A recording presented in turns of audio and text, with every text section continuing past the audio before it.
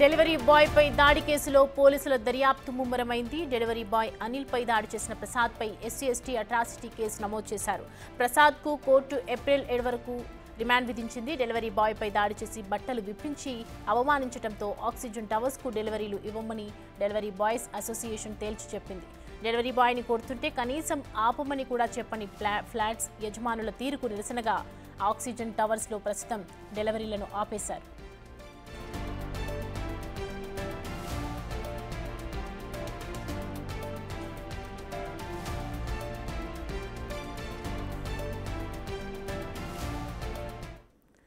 Delivery boy పై దాడి కేసులో పోలీసుల దర్యాప్తు ముమ్మరంగా సాగుతోంది. దీనికి సంబంధించి పూర్తి డీటెయిల్స్ మా ప్రతినిధి రాజు అడిగి తెలుసుకుందాం.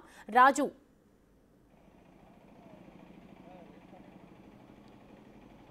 ఇప్పుడు ఎక్కడ చూసినా ఏది చూసినా కూడా ప్రతి వస్తువుని హోమ్ డెలివరీ చేస్తున్నటువంటి పరిస్థితి మనం చూస్తూనే ఉన్నాం. ఏ వస్తువు కావాలన్నా కూడా ఆ హోమ్ డెలివరీకి పెట్టడం, ఆన్లైన్లో షాపింగ్ చేయడం, అదంతా కూడా ఇంటికే వచ్చేస్తున్నటువంటి పరిస్థితి ఉంది, కళ్ళ ముందుకి కాళ్ళ దగ్గరికి. కానీ డెలివరీ బాయ్ అనిల్పై జరిగినటువంటి దాడికి నిరసనగా ఇప్పుడైతే డెలివరీ బాయ్స్ అందరూ కూడా హోమ్ డెలివరీ డెలివరీ ఇవ్వడాన్ని అయితే ప్రస్తుతం నిలుపుదల చేసినటువంటి పరిస్థితి ఉంది. మనం చూస్తున్నటువంటి ఆక్సిజన్ టవర్స్, ఈ టవర్స్లోనే డెలివరీ బాయ్ అనిల్పై 2914 ఫ్లాట్ నెంబర్ యజమాని ప్రసాద్ అనే వ్యక్తి దాడి చేసినటువంటి పరిస్థితి కనిపిస్తుంది. దాడి చేయడం ఒకటే కాదు, 29 అంతస్తుల పైనుంచి కింద వరకు కూడా ప్రసాద్ అనిల్ని తరుముకుంటూ కింద వరకు వచ్చినటువంటి పరిస్థితి ఉంది. ఆ సమయంలో దాదాపుగా 29 అంతస్తులను కూడా పరిగెట్టుకుంటూ తాను కిందకి దిగారు.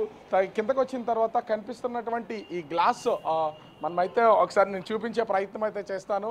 ఈ ఎంట్రన్స్కి సంబంధించి, అపార్ట్మెంట్ ఎంట్రన్స్కి సంబంధించి ఉన్నటువంటి ఆ గ్లాస్ సెట్టింగ్ ఏదైతే ఉందో అది సెక్యూరిటీ ఉండేటటువంటిది. ఆ సెక్యూరిటీకి సంబంధించినటువంటి బేస్లోనే ఈ ప్రసాద్ సెక్యూరిటీ గార్డ్స్ సమక్షంలో అనిల్పై దాడి చేసినటువంటి పరిస్థితి కనిపిస్తుంది. ఆ దాడికి జరిగినటువంటి సమయంలోనే ఏ ఒక్కరూ కూడా అపార్ట్మెంట్స్లో ఉన్నటువంటి వాళ్ళు ఏ ఒక్కరూ కూడా ప్రశ్నించకపోవడం, అసలు ఎందుకు కొడుతున్నారు ఏంటని నిలుపుదల చేయకపోవడం కూడా ఇప్పుడు ఎన్నో విమర్శలకు తావిస్తున్నటువంటి పరిస్థితి ఉంది.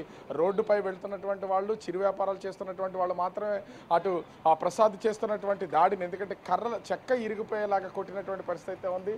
దీనికి ఆ స్థానికంగా ఉన్నటువంటి వాళ్ళు అడ్డుకోవడంతో తర్వాత ప్రసాద్ అయితే నిలుపుదల చేసినటువంటి పరిస్థితి ఉంది. ప్రసాద్ను ప్రస్తుతం ఆ రిమాండ్కి అయితే తరలించారు.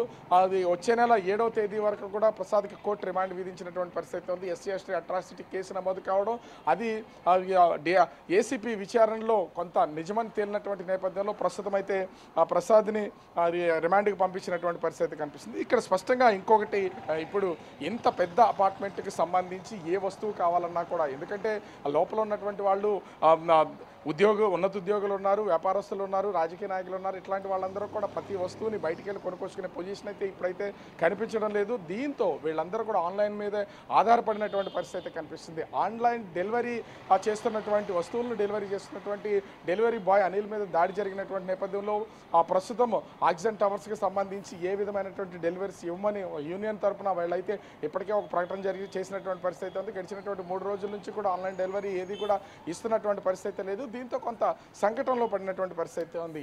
11 గంటలకు అనిల్ తన కుటుంబ సభ్యులతో కలిసి మొత్తం గిగ్ వర్కర్స్ యూనియన్ ఆధ్వర్యంలో మీడియా ముందుకు వస్తున్నటువంటి పరిస్థితి ఉంది. తనకు జరిగినటువంటి అన్యాయాన్ని మీడియా ముఖంగా మరొకసారి తెలియజేయడానికి సిద్ధమయ్యారు. దీనిలోనే గిగ్ వర్కర్స్ యూనియన్ తరఫున మొత్తం స్విగ్గీ, ఇతర ఆన్లైన్ డెలివరీ చేస్తున్నటువంటి బాయ్స్ అందరూ కూడా పాల్గొంటున్నాం అనేది చెప్తున్నటువంటి పరిస్థితి ఉంది.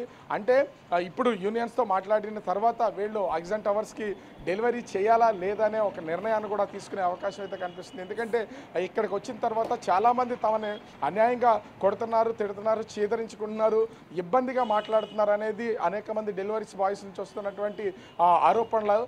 ఈ ఆరోపణల నేపథ్యంలో వీళ్ళందరూ కూడా ప్రస్తుతం అయితే ఒక నిర్ణయాన్ని ఈరోజు 11 గంటలకు తీసుకునే అవకాశం అయితే ఉంది. ఈ నిర్ణయం ప్రకారం చూసినా కూడా ఖచ్చితంగా వీళ్ళు ఆందోళన చేయాలా లేదా అనేది మనం చూస్తున్నాం కదా. కొంత అడ్డున్నామని ఈ కారును కూడా తీసుకొచ్చి ఈ ఫ్లాట్కి సంబంధించినటువంటి వాళ్ళు కనీసం, అంటే ఇక్కడ జరుగుతుంది మీడియా ఒకటే ప్రోగ్రామ్ జరుగుతుందో లైవ్ జరుగుతుందో అనేది కూడా ఆలోచించకుండా హార్న్ వేస్తూ, ఎందుకంటే వాళ్ళ ఫ్లాట్స్ ముందు ఎవరు నిలబడకూడదు, ఎవరు కూడా ముందుకు వెళ్ళకూడదు. అలా వెళ్తే అక్కడ నిలబడినా కూడా సహించలేనటువంటి మనస్తత్వం ఉన్నటువంటి వాళ్ళు ఇక్కడ స్పష్టంగా కనిపిస్తున్నటువంటిది అయితే ఉంది. మనం చేస్తున్నటువంటి లైవ్ విషయం విషయంలో కానీ కెమెరా కానీ వాళ్ళు వెళ్తున్నటువంటి వాహనాలకు ఎక్కడా కూడా అడ్డున్నటువంటి పరిస్థితి లేదు.